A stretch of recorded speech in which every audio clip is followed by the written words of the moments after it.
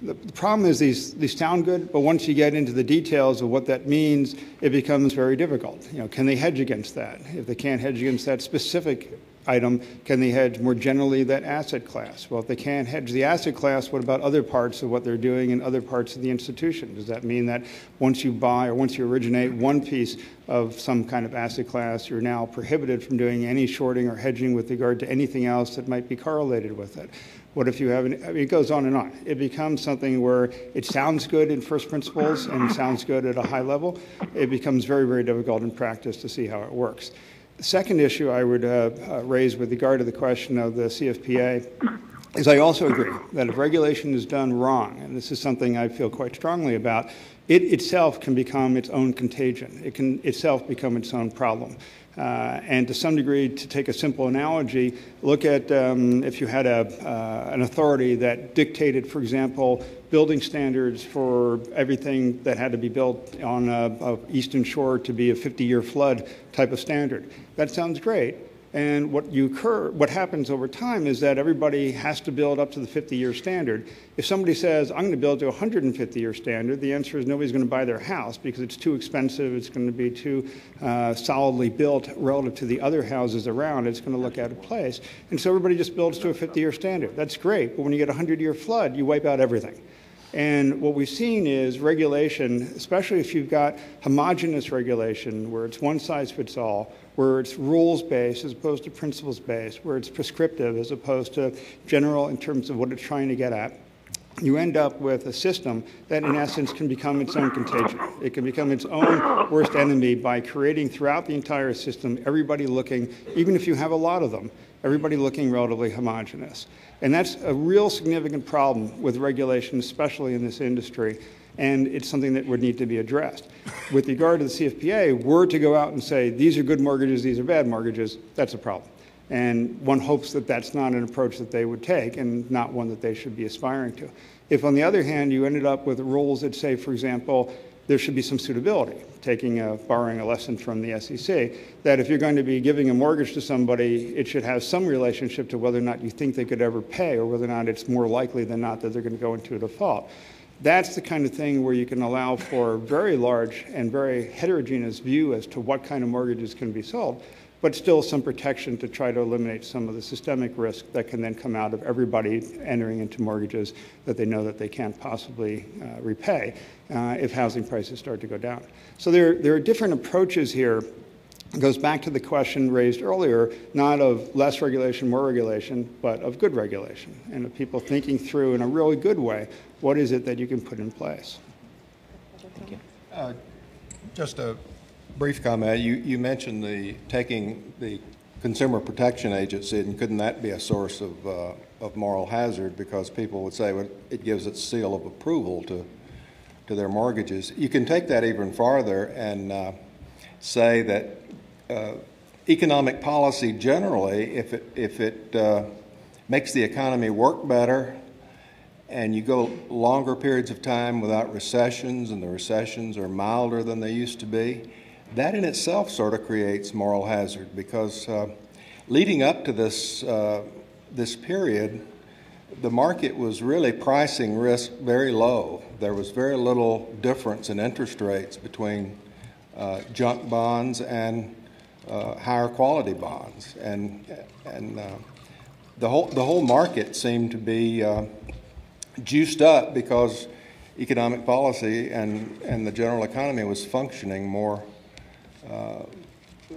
efficiently.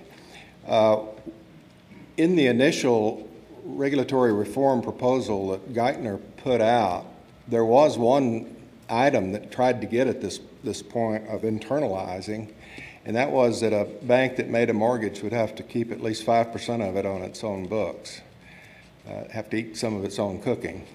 But I don't think that banks made many of the loans that we're talking about. Most of those were made by these independent mortgage brokers, and then the securitization was done by investment banks.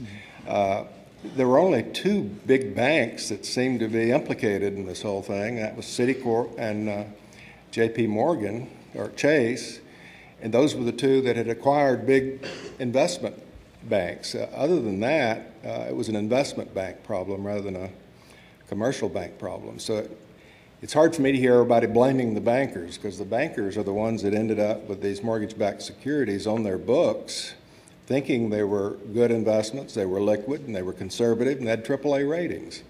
So I think of most of the banks as being victims of this rather than the villains.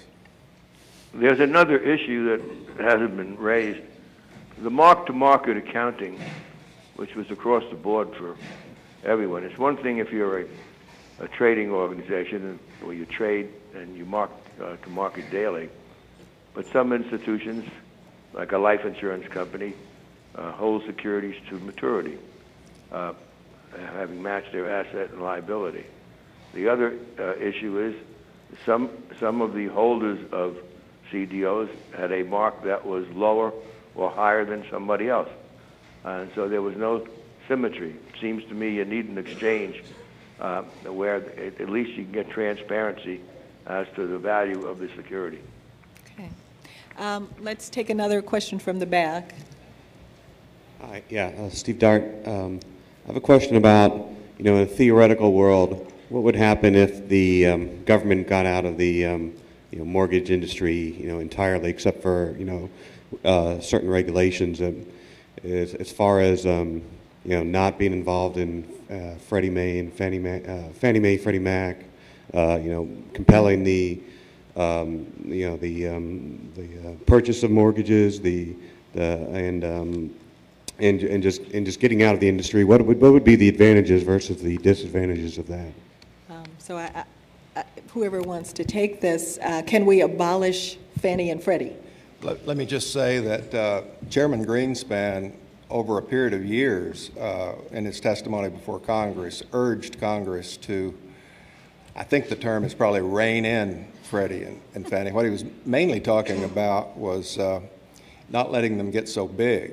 And the way they were able to get so big is everybody thought they had a government guarantee, and that enabled them to borrow money cheaper than everybody else. He was a little vague on the consequences if they didn't do it. I don't think he actually anticipated what happened, but he tried, and the Republicans had some bills to do that, but Fannie and Freddie made a lot of good political contributions and were always able to prevail. But they need to be reprivatized and probably broken into into several units so that they won't be so big. The government needs to get out. I was on my way to be interviewed on CNBC, and the subject was Freddie and Fannie. This was well before they went down. And I called Dick Siren, who used to be the president of the Boston Fed, who was then president of Freddie. And I said, Dick, what is there going on that people don't generally know? What is there that I should mention that may not be out there? And he said, well, if the government takes over Freddie and Fannie, it'll be virtually impossible for them to ever reverse it, because once they take it over, mortgage rates are going to be lower because of government ownership, and then that will create a political inability to reverse that action. And when he was talking about the government taking over, I thought, well, that's highly unlikely. But he has proved to be right, I think, so far. I would just say that this is where the problem started, and the government shouldn't be providing this kind of cheap money to do things that the private sector is perfectly capable of doing on its own.